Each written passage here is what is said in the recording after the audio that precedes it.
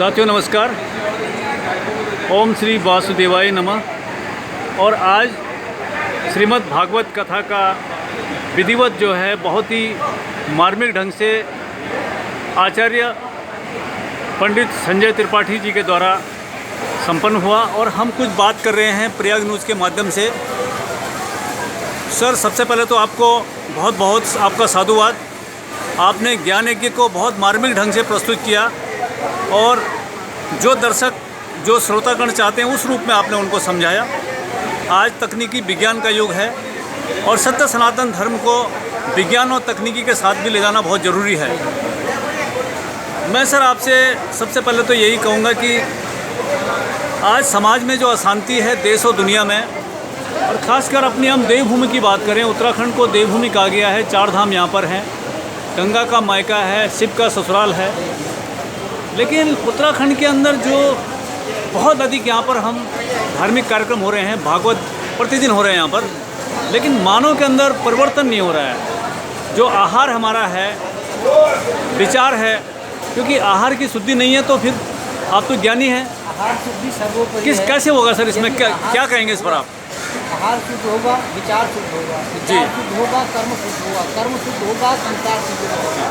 तो संसार की शुद्धि के लिए, विचार की शुद्धि के लिए जब तक हम अपने पूर्वजों द्वारा प्रदत्त जो हमारी विधाएँ हैं उनको हम इस प्रकार नहीं चलाएंगे, नहीं करेंगे, तो हमको बार बार ये विधाएँ झेलनी पड़ेंगी। जैसे पहले गुरुकुल की व्यवस्था हुआ करती थी, अब गुरुकुल नहीं। प्रातःकाल स्नान, प्रातःकाल जगना, माता पिता की सेवा करना, वो भाव जब जीवन में है ही नहीं तो कहाँ से होगा?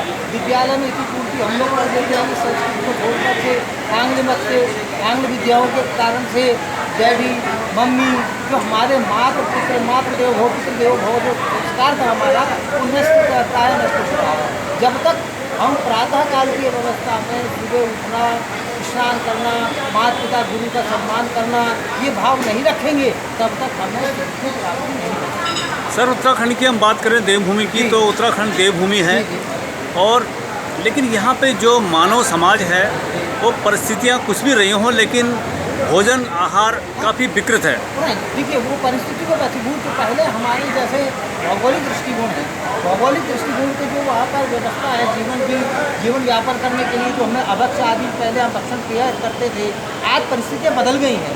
आज उस तरह की व्यवस्था नहीं है। आज हम उसको हम सुधार, आज मंदिरों में बलिदान प्रथा बंद हो गई है सब जगह। धीरे धीरे तो अगर बलिदान प्रथा बंद हुई है तो फिर मनुष्य का जो है वो जो ये भक्षण है वो भी बंद होना चाहिए। नहीं, बिल्कुल बंद होना चाहिए। देखिए, वो व्यवस्था पूर्व अवस्था में आदि काल में थी, आदि मानव। क्योंकि आप तो भागवत के मर्मज्ञ हैं। आप जानते हैं कि इस संसार में दो ही धर्म के लोग हैं, एक मांसाहारी हैं, एक शाकाहारी हैं। शाकाहारी और मांसाहारी, देखिए, मांस भक्षण करने से कदापि शरीर की पुष्टि नहीं होती है जी। वो परिस्थितियों को बची हुई भगवान खा नहीं, तो जो मिला हमारा जो शरीर है वो भी इस लायक नहीं है।